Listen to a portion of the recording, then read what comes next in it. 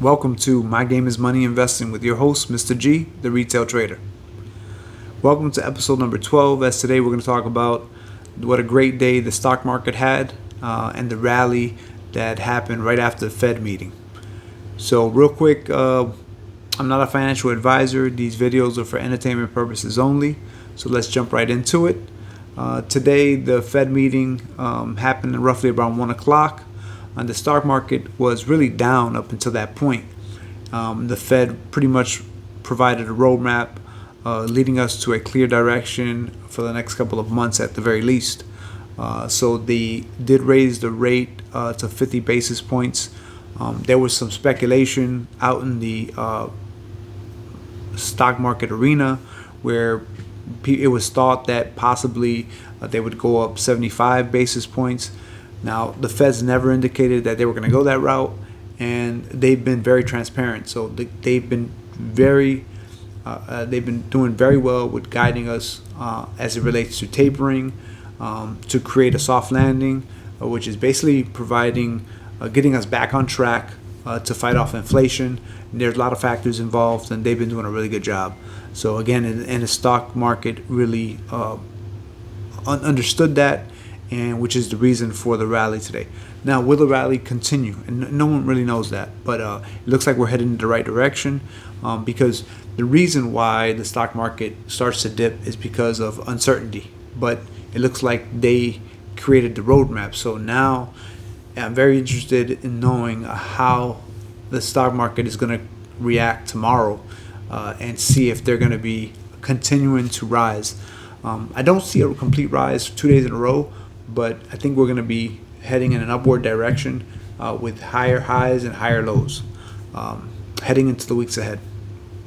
Real quick, I'll be providing today my $65,000 stock investment and where I'm investing and what stocks I'm invested in. I just recently entered into a few more stocks that I'm going to share today. So like I said, I currently invested $65,000 in a variety of investments and different brokerage firms.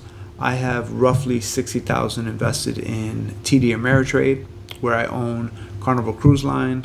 I also own a ticker symbol HCMC, which is a Health Choice Management Corporation. I own about 1 million shares. It's a penny stock. It's actually a fraction of a penny. So when you hear that I own 1 million, it's really not that much. I think it's like roughly about $1,000.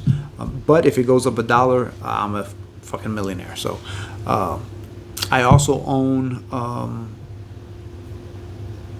100 shares, roughly 100 shares in Robinhood, where I own PLTR, which is Palantir Technology, a data analytics company. I also own at least $100 in Petrobras, which is a Brazilian oil company. The firm I use is Cash App, so I invest in other stocks in Cash App. I also have an account with Uphold, where I own 2,300 shares of XRP, which is Ripple, a cryptocurrency. And then I also own $2,000 worth of precious metals. And those are just hard, solid, either coins or bars, but I own roughly about $2,000 worth. So those are my investments. I'm also going to be investing an additional $500 every single month. So I'm basically taxing myself $500 a month to invest in the stock market.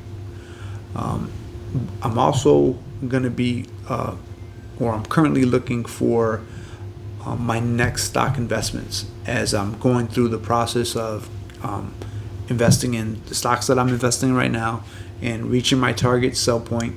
I want to have a game plan and jump right into the next stock. So I'm doing the research now. I'll share that in future videos, and we'll see where it goes. But of course, I have to reach my targets. Couple key tips I want to provide today, which is if you're watching other YouTubers and you're into stocks, understand this: the analysts, the professionals, and any person on YouTube, we don't have a crystal ball. We have no idea. No one has any idea of what's going to happen the following day in the stock market. You pretty much, well, you flip a coin and you have better odds whether it's going to be a green or red day. I will say this: the professionals have the best tools to understand what indicators there are to swing either direction. So what I'll do in future videos is I'll be providing what indicators to look out for, or providing you a direction on where to look for those indicators for your own research. I also want to point out that, and this is important for everyone to know, that really the numbers don't lie. So there are certain indicators, there's certain metrics for every company, whether they're profitable, whether they're not profitable, whether they have free cash flow, whether the volume is up on the stocks, whether whales are coming in and out, whether they're short, whether they're different investment strategies are playing into the stock movement. These all play into the stock market. And so it's a game that many professionals play, and retailers like myself. So keep that in mind. Don't be afraid to commit a small portion, or you could tax yourself.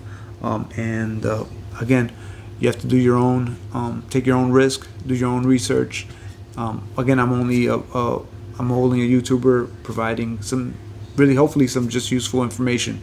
I do also want to thank friends and family that provided constructive criticism on these videos, where of course I understand, even I am my own critic, and I understand that these videos can be, some of the videos that I put out have been quite boring, but when you're investing in a stock, you can have fun just knowing some information, and there's plenty of other YouTube channels. We want to get you stimulated. I think if I can get you stimulated into investing, you'll be benefited with some of the information that I'm providing. So hopefully my videos get better in providing some entertainment and some education as it relates to what direction you want to go in as far as making some money in the stock market. I appreciate your time, and see you in the next video. So thanks for showing up.